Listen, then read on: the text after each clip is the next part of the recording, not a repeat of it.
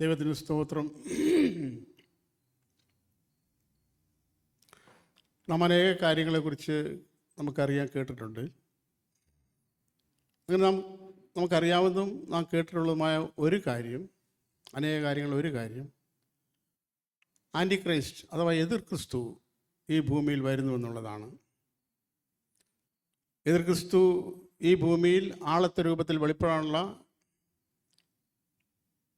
എല്ലാ കാര്യങ്ങളും ഏറെക്കുറെ സാധ്യമായി കഴിഞ്ഞിരിക്കുന്നു.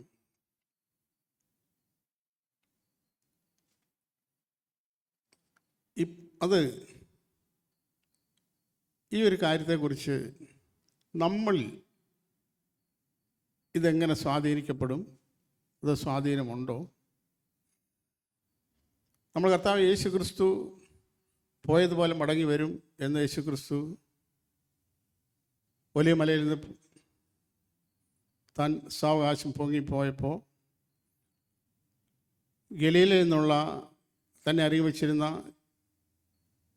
ശിഷ്യന്മാർ യേശുവിൻ്റെ കൂടെയുള്ളവർ നോക്കി നിന്നപ്പോൾ അവരോട് ദൈവത്തിൻ്റെ ദൂതന്മാർ പറഞ്ഞ ഒരു വാഗ്ദത്തമുണ്ട്. ഗലീല പുരുഷന്മാരെ അവരിങ്ങനെയാണ് പറഞ്ഞത്: ഗലീല പുരുഷന്മാരെ, നിങ്ങൾ ആകാശത്തിലേക്ക് നോക്കി നിൽക്കുന്നത്, നിങ്ങളെ വിട്ട് സ്വർഗാരോഹണം ചെയ്ത ഈ യേശുവിനെ നിങ്ങൾ സ്വർഗത്തിലേക്ക് പോകുന്നവനായി കണ്ടതുപോലെ തന്നെ അവൻ മടങ്ങി വരും. കർത്താവ് യേശു ക്രിസ്തു മടങ്ങി വരും. യേശു ക്രിസ്തുവിൻ്റെ മടങ്ങി വരവിന് രണ്ട് ആമുഖങ്ങളുണ്ട് എന്ന് അല്പം കൂടെ ആഴത്തിൽ പഠിച്ചിരിക്കുന്ന നമുക്ക് അത് ഗ്രഹിക്കാൻ കഴിയുന്നതാണ്. കർത്താവ് യേശു ക്രിസ്തു ഉയർത്തെഴുന്നേറ്റ അപ്പോൾ തന്നെ ആരും കാണാതെ രഹസ്യമായി യേശു ക്രിസ്തു സ്വർഗാരോഹണം ചെയ്തു, സ്വർഗത്തിലേക്ക് കയറിപ്പോയി. ഈ ഉയർത്തെഴുന്നേറ്റ യേശുവിനെ മറിയ കാണുന്നു. മറിയ കണ്ടപ്പോൾ യേശുവാണ് എന്ന തിരിച്ചറിവ് ലഭിച്ചതുകൊണ്ട് മറിയ യേശുവിനെ ഇങ്ങനെ ആലിംഗനം ചെയ്യാൻ പോകുന്ന സമയത്ത് യേശു പറഞ്ഞൊരു കാര്യമുണ്ട്: സ്ത്രീ, നീ എന്നെ തൊടരുത്, ഞാൻ ഇതുവരെ പിതാവിൻ്റെ സന്നിധിയിൽ കയറിപ്പോയിട്ടില്ല. എന്നാൽ അന്ന് തന്നെ വൈകുന്നേര സമയമായപ്പോൾ ശിഷ്യന്മാർ കൂടിയിരുന്ന മുറിക്കകത്ത് യേശു ചെന്നു. അതിനുശേഷം നാം കാണുന്ന കാര്യം, യേശു തന്നെയാണ് എന്ന് തെളിയിക്കാൻ വേണ്ടി, മറ്റുള്ളവർക്ക് കാണിക്കാൻ വേണ്ടി, നീ എൻ്റെ വിലാപ്പുറത്ത് വിരലിട്ട് നോക്കാൻ പറഞ്ഞു. അപ്പോൾ ആദ്യം മറിയോട് പറഞ്ഞു, ഞാൻ പിതാവിൻ്റെ സന്നിധിയിൽ ഇതുവരെ കയറിപ്പോയിട്ടില്ല, അതുകൊണ്ട് നീ എന്നെ തൊടരുത്.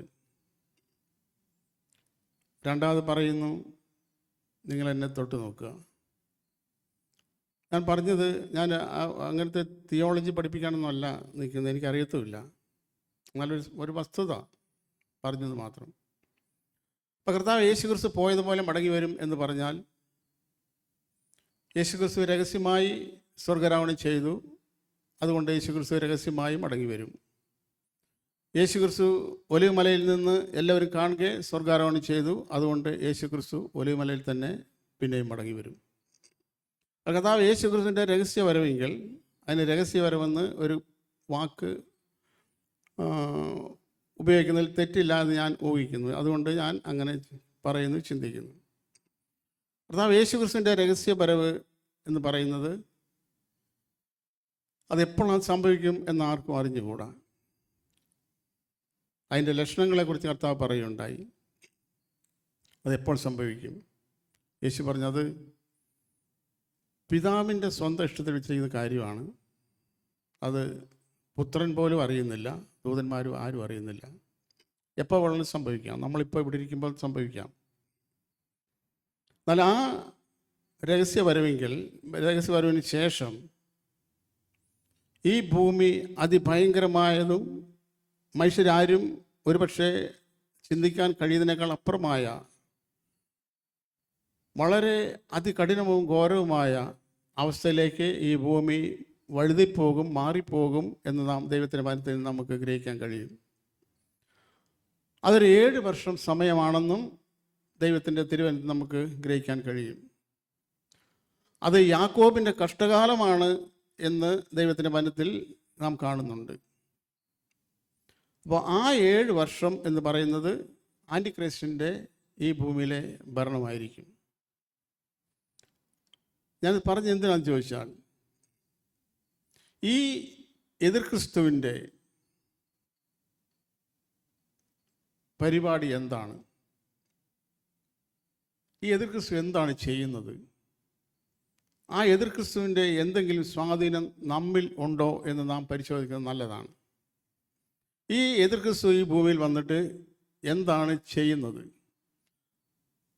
നമുക്ക് എന്താണ് ചെയ്യുന്നത് എന്നുള്ളതിന് നമുക്ക് ദാനിയേൽ പ്രവചനം 11-ാം അധ്യായത്തിൻ്റെ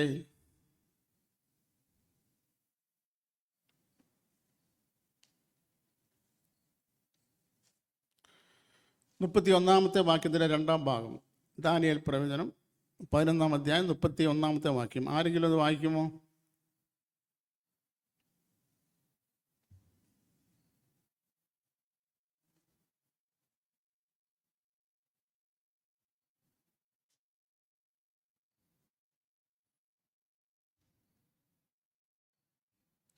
എടുക്കാൻ കഴിഞ്ഞില്ല.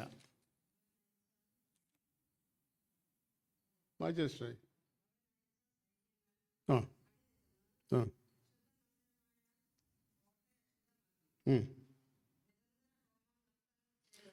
മതി മതി മതി. അടുത്തോടെ വായിച്ചോ. ശൂന്യമാക്കുന്ന മതി. ഈ എതിർ ക്രിസ്തു ഈ ലോകത്തിൽ ചെയ്യാൻ പോകുന്ന ഒരു കാര്യത്തെക്കുറിച്ചാണ് ഇവിടെ പറഞ്ഞിരിക്കുന്നത്.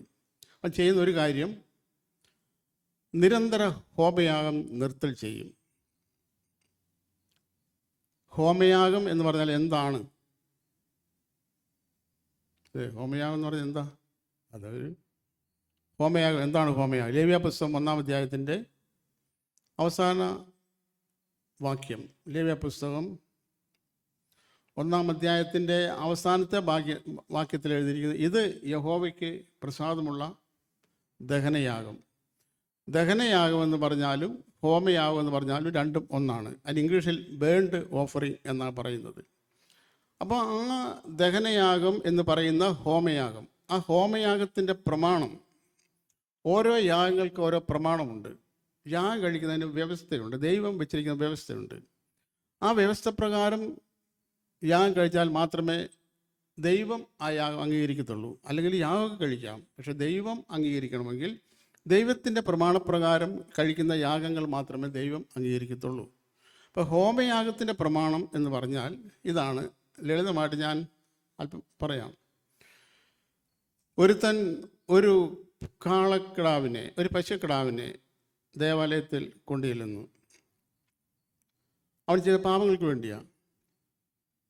ആ കൊണ്ടുചെല്ലുന്ന മൃഗത്തിൻ്റെ തലയിൽ ഇവൻ തന്നെ കൈവയ്ക്കുന്നു. ഇവൻ ചെയ്ത പാപം ഏറ്റുപറയുന്നു. ഇവൻ തന്നെ ഈ കാളക്കിടാവിനെ അല്ലെങ്കിൽ പശുക്കിടാവിനെ കൊല്ലുന്നു. ഇവൻ തന്നെ ഇതിൻ്റെ തോലുരിക്കുന്നു. ഇവൻ തന്നെ ഇതിനെ പീസാക്കുന്നു, കണ്ടം കണ്ടമാക്കുന്നു. അത്രയും കാര്യം ഇവൻ സ്വന്തം ചെയ്യേണ്ടതാണ്, ഇവൻ തന്നെ ചെയ്യേണ്ടതാണ്. ഇത് പുരോഹിതന്മാരായി ചെയ്യത്തില്ല, ഇവൻ തന്നെ ചെയ്യേണ്ടത്.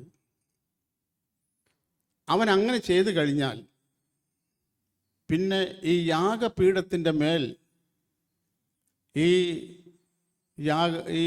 യാഗവസ്തുവിനെ വെച്ചിട്ട് പിന്നീടുള്ള നടപടികളെല്ലാം പുരോഹിതൻ തന്നെയാണ് ചെയ്യുന്നത്. പക്ഷെ പുരോഹിതൻ ചെയ്യുമ്പോൾ ഒരു കാര്യം കൂടെ അവിടെ എഴുതിയിട്ടുണ്ട്. സാവകാശത്തിൽ നിങ്ങൾക്ക് താല്പര്യമുണ്ടെങ്കിൽ, അറിയണമെന്നുണ്ടെങ്കിൽ വായിച്ച് നോക്കിയാൽ നിങ്ങൾക്ക് അറിയാം. എല്ലാവർക്കും ലളിതമായി കുഞ്ഞുങ്ങൾക്ക് പോലും മനസ്സിലാകത്തക്ക രീതിയിലാണ് അവിടെ അതൊക്കെ എഴുതിയിരിക്കുന്നത്. അപ്പോൾ അങ്ങനെ ചെയ്യുമ്പോൾ ഇതിൻ്റെ തലയും കാലും ഉടലും മൊത്തം ഈ യാഗപീഠത്തിൽ സമർപ്പിക്കണം. അത് മാത്രം പോരാ, ഇതിൻ്റെ ആന്തരിക അവയവങ്ങൾ മുഴുവനും വെള്ളത്തിൽ കഴുകണം. അങ്ങനെ വെള്ളത്തിൽ കഴുകിയതിന് ശേഷം ഇതിൻ്റെ ആന്തരിക അവയവങ്ങളും ഈ യാഗപീഠത്തിൽ വെച്ചിട്ട് ഹോമയാഗമായി സമർപ്പിക്കണം. അപ്പോൾ നമ്മൾ ഹോമയാഗം എന്താണെന്ന് ഏകദേശം നമുക്കത് ധാരണ കിട്ടി. ഒരു പശുക്കിടാവ് അല്ലെ കാളക്കിടാവ്, അതിനെ ഒരുത്തം കൊണ്ടുവരുന്നു, അതിന് തലയെ കൈവച്ച് അവൻ ചെയ്ത കുറ്റങ്ങളൊക്കെ ഏറ്റു പറയുന്നു. വേണ്ട, അതിനെ കൊല്ലുന്നു, തോലൊഴിക്കുന്നു, പീസാക്കുന്നു, ആന്തരിക അവയവങ്ങൾ വെള്ളത്തിൽ കഴുകുന്നു.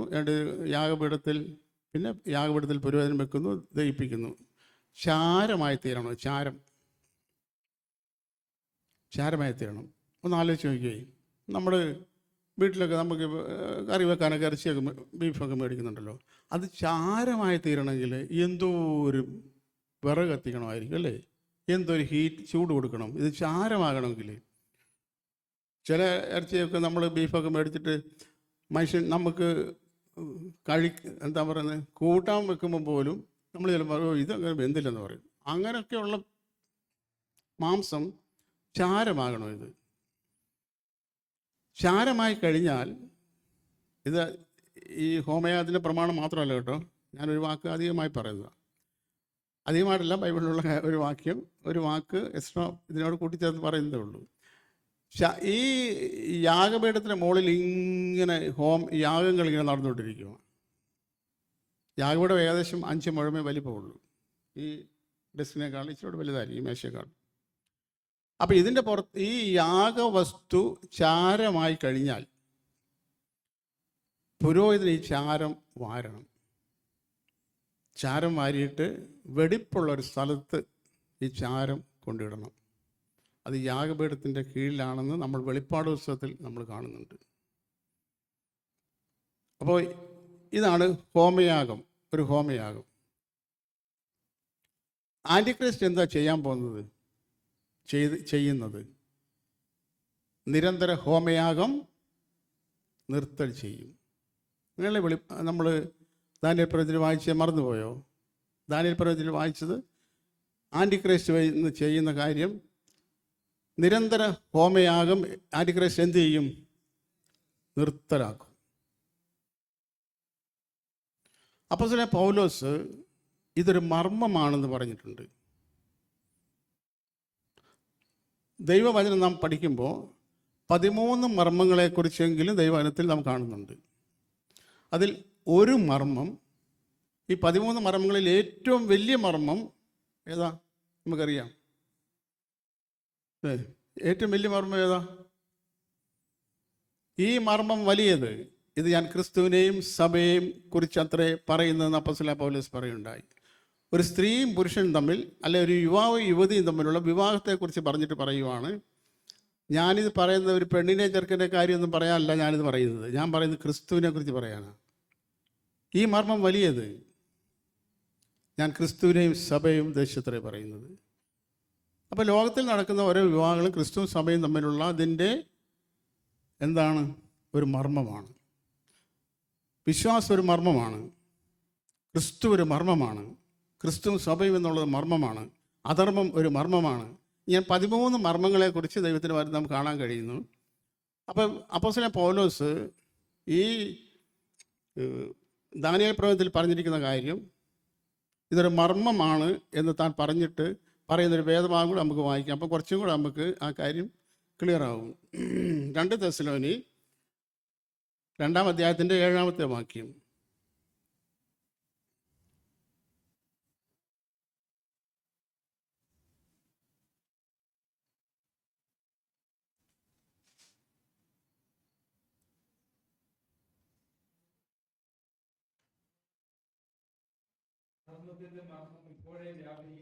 അധർമ്മത്തിൻ്റെ മർമ്മം എപ്പോൾ വ്യാപരിക്കുന്നുണ്ട്?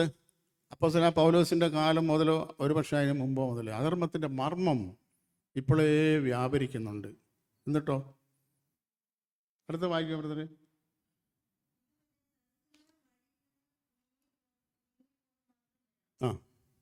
അപ്പോൾ മതി, അപ്പോൾ അധർമ്മമൂർത്തി വെളിപ്പെട്ട് വരും. അപ്പോസ്തലൻ പൗലോസ് എഴുതുക, അധർമ്മത്തിൻ്റെ മർമ്മം ഇപ്പോഴേ വ്യാപരിക്കുന്നുണ്ട്. തടുക്കുന്നവൻ വഴിയിൽ നിന്ന് നീങ്ങിപ്പോവുക മാത്രം വേണം. അപ്പോൾ അധർമ്മമൂർത്തി വെളിപ്പെട്ട് വരും. ഞാൻ പറഞ്ഞല്ലോ, അധർമ്മമൂർത്തി ഒരാളത്തെ രൂപത്തിൽ വെളിപ്പെടാൻ കാലം ഏറ്റവും അടുത്തുപോയി. അണിയറയിൽ അതിൻ്റെ ഒരുക്കങ്ങളെല്ലാം ഏകദേശം പൂർത്തിയായി കഴിഞ്ഞു. പക്ഷെ ഇതുവരെ വെളിപ്പെടാത്തതിൻ്റെ കാരണം, ഒരു കാരണമുണ്ട്.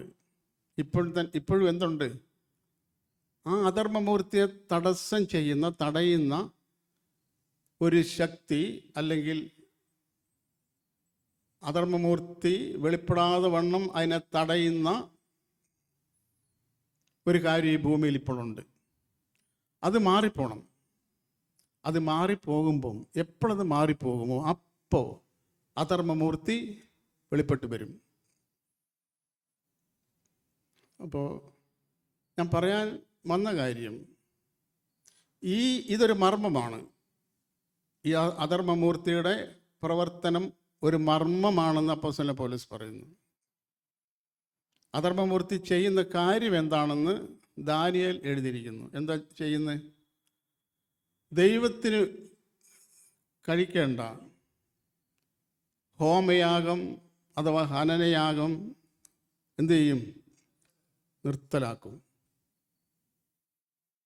ഇതൊരു മർമ്മവുമാണ്. അതിപ്പോഴേ വ്യാപരിക്കുന്നുണ്ട്. ഇപ്പോഴല്ല, അപ്പോസ്തലൻ പൗലോസ് ഈ കൊലോസ്യ ലേഖനം എഴുതുമ്പം മുതലേ അതിന് മുന്നേ തന്നെ വ്യാപരിക്കുന്നുണ്ട്. അങ്ങനെയാണെങ്കിൽ ഇപ്പോഴും ഇതുണ്ടോ ഇല്ലയോ? ഇപ്പോഴും എന്തുണ്ട്? ഇതൊരു മർമ്മമായിട്ട് വ്യാപരിക്കുന്നുണ്ട്. മർമ്മമായിട്ട് വ്യാപരിക്കുന്നത്, അധർമ്മത്തിൻ്റെ മർമ്മം ഇപ്പോഴേ വ്യാപരിക്കുന്നുണ്ടെന്ന് അന്ന് പൗലോസ് അപ്പോസ്തലൻ എഴുതിയപ്പോൾ ഇപ്പം വ്യാപരിക്കുന്നില്ല എന്നാണോ അതിൻ്റെ അർത്ഥം? അല്ല, ഇന്നും അതുണ്ട്. ഒരു മർമ്മമാണ്. അങ്ങനെയെങ്കിൽ, ഇതൊരു മർമ്മമാണെങ്കിൽ, നമ്മളുടെ ജീവിതത്തിൽ ഈ അധർമ്മമൂർത്തി എന്തെങ്കിലും പണി ഇപ്പം ചെയ്യുന്നുണ്ടോ? നമുക്ക് നമ്മളെ തന്നെ പരിശോധിക്കേണ്ടത് വളരെ നിർബന്ധമായ കാര്യമാണ്. ഈ അധർമ്മമൂർത്തി എന്താ ചെയ്യുന്നത്? എന്താ പറഞ്ഞു? ദാനിയേൽ പറഞ്ഞു, നിരന്തര ഹോമയാഗം എന്ത് ചെയ്യും? നിർത്തൽ ചെയ്യും. ഹോമയാഗം എന്ന് പറഞ്ഞാൽ എന്താ? സമൂലമായിട്ട് ദൈവത്തിൻ്റെ യാഗപീഠത്തിൽ സമർപ്പിച്ചിട്ട് അത് പുരോഹിതന് വിട്ടുകൊടുക്കുന്നതാണ്.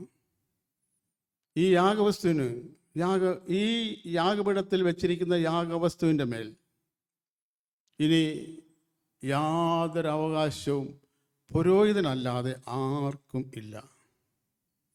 ഇത് പൂർണ്ണമായും ദഹിപ്പിക്കാൻ പുരോഹിതൻ കടപ്പെട്ടവനാണ്. യാഗപീഠത്തിൽ സമർപ്പിച്ചത് പുരോഹിതൻ ദഹിപ്പിച്ചേ മതിയാവും.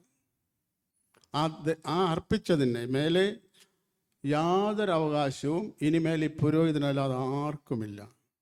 ഇത് ഹോമയാഗമാണ്. അതിൻ്റെ ആന്തരിക അവയവങ്ങൾ പോലും വെള്ളത്തിൽ കഴുകണം. ആന്റിക്രിസ്റ്റ് ചെയ്യുന്നത് ഈ ഹോമയാഗം നിർത്തൽ ചെയ്യും. എന്തായി പറഞ്ഞിരിക്കുന്ന സത്യം? റോമാലേഖനം 12-ാം അധ്യായത്തിൻ്റെ 1-ാമത്തെ വാക്യത്തിൽ എഴുതിയിരിക്കുന്നു, സഹോദരന്മാരെ, ഞാൻ ദൈവത്തിൻ്റെ മനസ്സിൽ ഓർപ്പിച്ച് നിങ്ങളെ പ്രബോധിപ്പിക്കുന്നത്, നിങ്ങൾ ബുദ്ധിയുള്ള ആരാധനയായി നിങ്ങളുടെ ശരീരങ്ങളെ ജീവനും വിശുദ്ധിയും ദൈവത്തിന് പ്രസാദവുമുള്ള യാഗമായി സമർപ്പിപ്പീൻ. ഇത് ദൈവത്തിൻ്റെ പരിശുദ്ധാത്മാവ് പറഞ്ഞിരിക്കുന്ന കാര്യമാണ്. സഹോദരന്മാരെ, നിങ്ങളെ തന്നെ, നിങ്ങളുടെ ശരീരത്തെ ഒരു യാഗമായി സമർപ്പിക്കുക. ആന്റിക്രിസ്റ്റ് എന്താ ചെയ്യുന്നത്? ഇതൊരു യാഗമായി തീരാതെ വണ്ണം ഈ ഹോമയാഗം നിർത്തൽ ചെയ്യും. നമ്മുടെ അവസ്ഥ എങ്ങനെ ഇരിക്കുന്നു? ഹോമയാഗം നിരന്തരമായി കത്തിക്കൊണ്ടിരിക്കണം.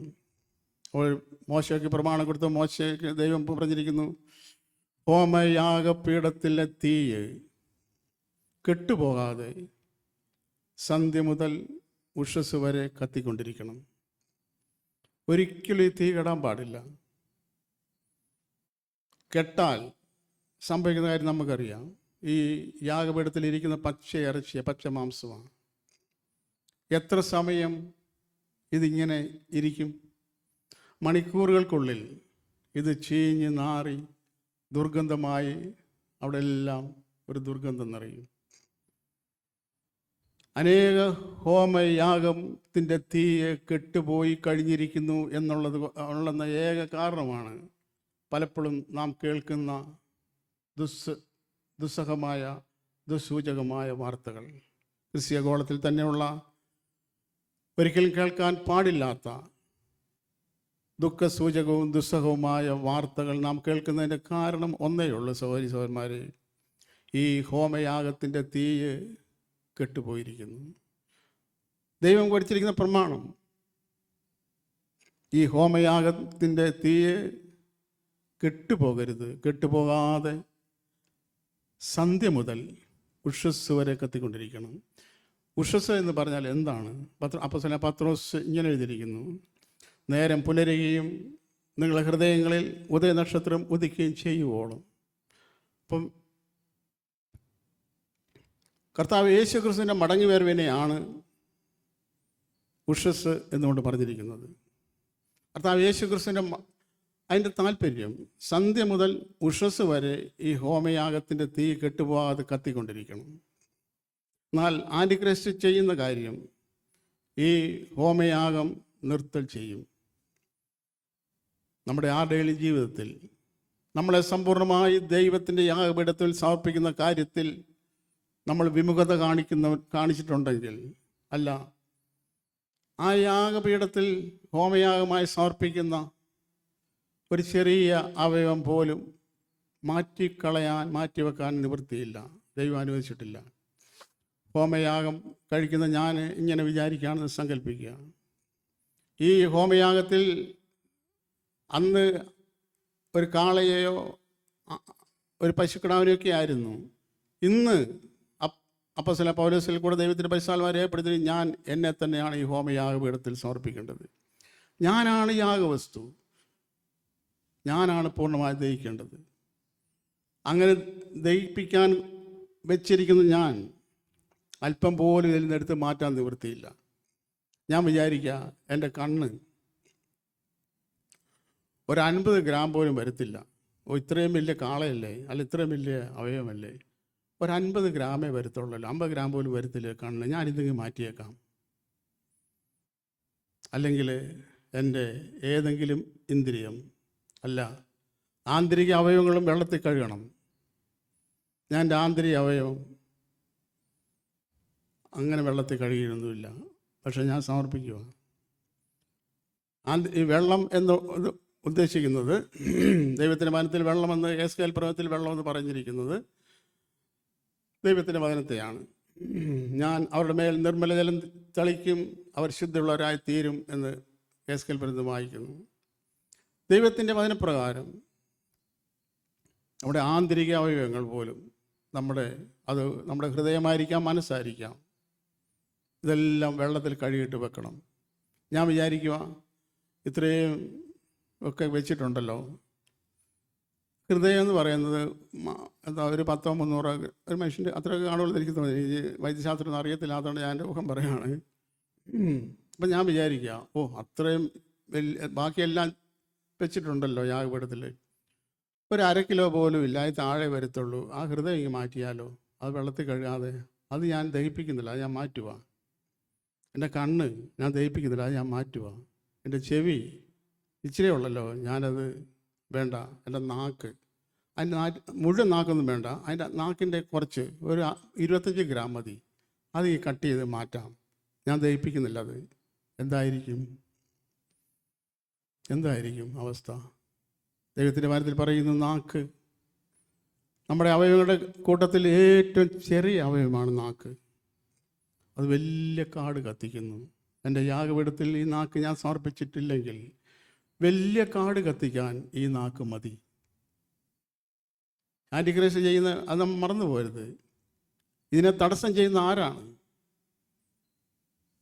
ഈ മുഴുവൻ സമ്പൂർണ്ണമായ യാഗപീഠത്തിൽ സമർപ്പിക്കാതെ, അല്ലെ ഈ ഹോമയാഗം നിർത്തൽ ചെയ്യുന്നൊരു ശക്തി ഈ ലോകത്തിലുണ്ട്, അന്ന് മുതലുണ്ടെന്ന് അപ്പോസ്തലനായ പൗലോസ് എഴുതി. ഇത് അധർമ്മത്തിൻ്റെ മർമ്മമാണ്. അധർമ്മമൂർത്തി വെളിപ്പെടാൻ സമയം ഏറ്റവും അടുത്തു. അപ്പോൾ അന്ന് മുതൽ ഈ അധർമ്മത്തിൻ്റെ മർമ്മം വ്യാപരിക്കുന്നുണ്ട്. അധർമ്മമൂർത്തി ചെയ്യുന്ന കാര്യം ദൈവത്തിന് വേണ്ടിയുള്ള നിരന്തര ഹോമയാഗം നിർത്തൽ ചെയ്യും. ഇത് നമ്മളുടെ ജീവിതത്തിൽ സംഭവിച്ചിട്ടില്ല എന്ന് ഉറപ്പ് വരുത്തേണ്ട ഉത്തരവാദിത്വം ദൈവത്തിനല്ല, നമുക്കാണ്. ഞാൻ രാവിലെ സഹോദരന്മാരോട് ജനറൽ ടോക്കിങ്ങിൽ ഇങ്ങനെ കാര്യം പറഞ്ഞു. ദൈവത്തിന് കഴിയാത്ത, ദൈവം സർവശക്തനാണ്, സർവജ്ഞാനിയാണ്, സർവ്വവ്യാപിയാണ്, എല്ലാം ശരിയാണ്. പക്ഷെ ദൈവത്തിന് കഴിയാത്ത ഒരു കാര്യമുണ്ട്. ആ ദൈവത്തിന് കഴിയാത്ത കാര്യം അത് നമ്മുടെ ശുദ്ധീകരണമാണ്. ദൈവത്തിന് നമ്മളെ നീതീകരിക്കാൻ കഴിയും, അത് നമുക്ക് കഴിയത്തില്ല. ദൈവത്തിന് മാത്രമേ, ഒരു മനുഷ്യനെ നീതീകരിക്കാൻ ദൈവത്തിന് മാത്രമേ സാധ്യമാകൂ. ഒരു മനുഷ്യനെ നീതീകരിക്കാൻ ഒരു മനുഷ്യന് കഴിയത്തില്ല, ദൈവത്തിന് മാത്രം കഴിയും. എനിക്ക് എന്നെ നീതീകരിക്കാൻ കഴിയത്തില്ല. ഇവിടെ ഇരിക്കുന്ന നിങ്ങളിൽ ആർക്കെങ്കിലും എന്നെ നീതീകരിക്കാൻ കഴിയത്തില്ല, എനിക്ക് നിങ്ങളെ നീതീകരിക്കാൻ കഴിയത്തില്ല. പക്ഷെ ദൈവത്തിന് കഴിയും.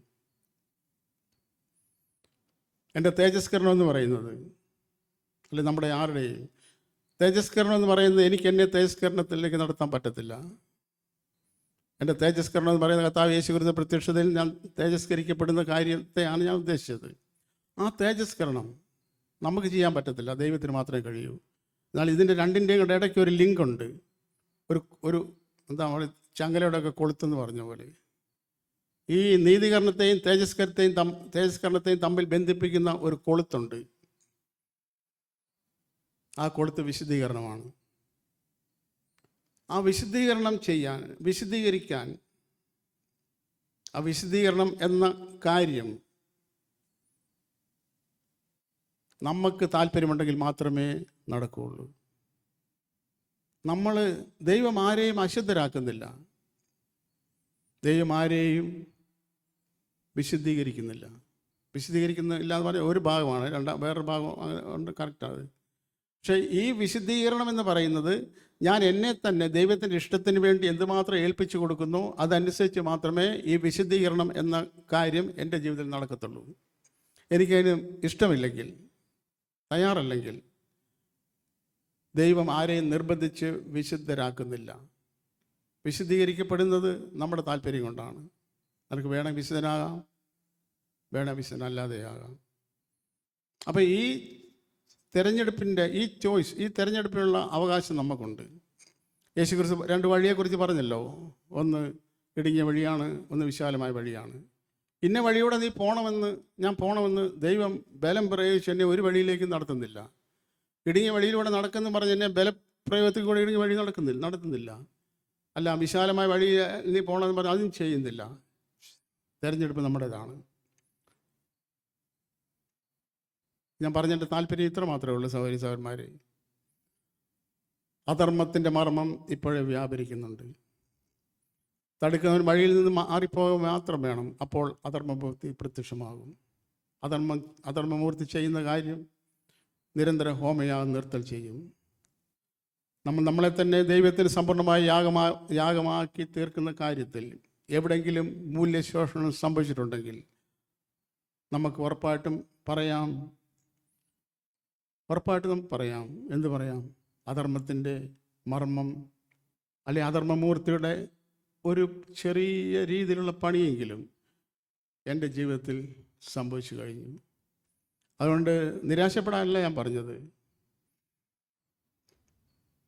നമ്മൾ ദൈവത്തിൻ്റെ മരുന്ന് ഇങ്ങനെ വായിക്കുന്നുണ്ടല്ലോ, ചത്ത സിംഹത്തേക്കാൾ ജീവനുള്ള നായ നല്ലതാണ്. എന്താ അതിൻ്റെ അർത്ഥം? ശലോമോന പറഞ്ഞത്. എൻ്റെ താല്പര്യം ഇതാണ്. ഒരു സിംഹമായിരുന്നു, പക്ഷെ ചത്തുപോയി. ഇനി ഒന്നിനും ഇടയില്ല.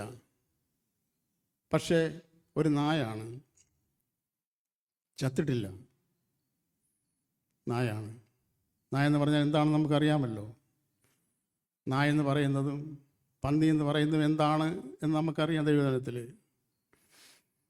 നായ എന്ന് പറഞ്ഞാൽ സ്വന്തം ശ്രദ്ധയ്ക്ക് തിരിയുന്ന അവസ്ഥയാണ്, സ്വഭാവമാണ് നായയുടെ സ്വഭാവം. പന്നി എന്ന് പറഞ്ഞാൽ കുളിച്ചിട്ട് പിന്നെയും ചെളിയിൽ ഉരുളുന്ന അവസ്ഥയാണ്. ശലോമോൻ പറഞ്ഞിരിക്കുന്നു, ചത്ത സിംഹത്തെക്കാൾ ജീവനുള്ള നായ നല്ലതാണ്. അതിൻ്റെ കാരണം, ഈ നായ ജീവനുള്ളിടത്തോളം കാലം അതിന് പ്രത്യാശയുണ്ട്. ഏത് സമയത്തും മാനസാന്തരപ്പെടാം, മടങ്ങി വരാം. ദൈവം നമ്മളെ സഹായിക്കട്ടെ.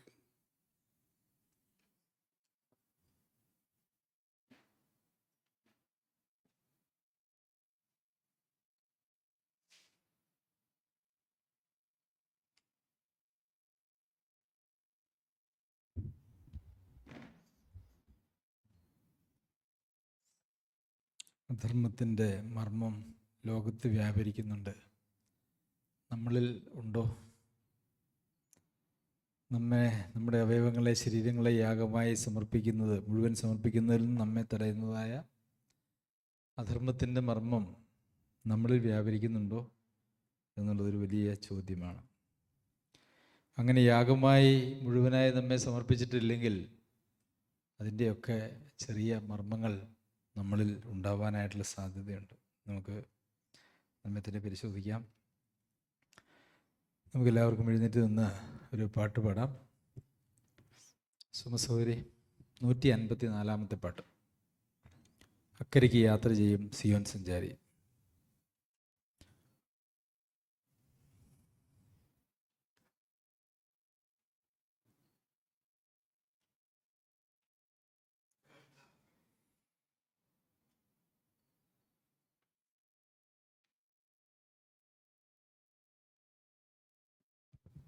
അക്കരയ്ക്കു യാത്ര ചെയ്യും സിയോൻ സഞ്ചാരി, ഓളങ്ങൾ കണ്ടു നീ ഭയപ്പെടേണ്ട.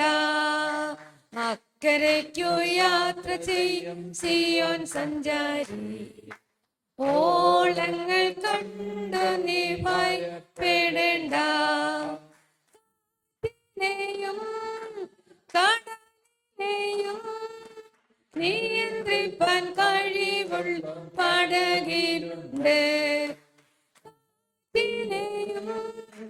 കടലിനെയും നിയന്ത്രിപ്പാൻ കഴിവുള്ള പടകിലുണ്ട്. അക്കരയ്ക്കു യാത്ര ചെയ്യും ഓളങ്ങൾ കണ്ടു നീ ഭയപ്പെടേണ്ട. വിശ്വാസമാമ്പട യാത്ര ചെയ്യുമ്പോ തണ്ടു വലിച്ചു വലഞ്ഞിടുമ്പോ കർത്തൻ കൂടെയുണ്ട്. അടുപ്പിക്കും സ്വർഗീയ തുറമുഖത്ത്. ഭയപ്പെടേണ്ട, കർത്തൻ കൂടെയുണ്ട്. അടുപ്പിക്കും സ്വർഗീയ തുറമുഖത്ത്. അക്കരയ്ക്കു യാത്ര ചെയ്യും സിയോൻ സഞ്ചാരി, ഓളങ്ങൾ കണ്ടു നീ ഭയപ്പെടേണ്ട. എന്റെ ദേശം ഇവിടെയല്ല, ഇവിടെ ഞാൻ പരദേശവാസിയാണല്ലോ. എന്റെ ശാശ്വത അവിടെ എനിക്കൊരുക്കും ഭവനമുണ്ട്. അക്കരയാണ് എന്റെ ശാശ്വത നാട്, അവിടെ എനിക്കൊരുക്കും ഭവനമുണ്ട്. അക്കരയ്ക്കു യാത്ര ചെയ്യും സിയോൻ സഞ്ചാരി, ഓളങ്ങൾ കണ്ടു നീ ഭയപ്പെടേണ്ട. കുഞ്ഞാടതിൻ വിളക്കാണേ, ഇരുളൊരു ലേശം അവിടെയില്ല.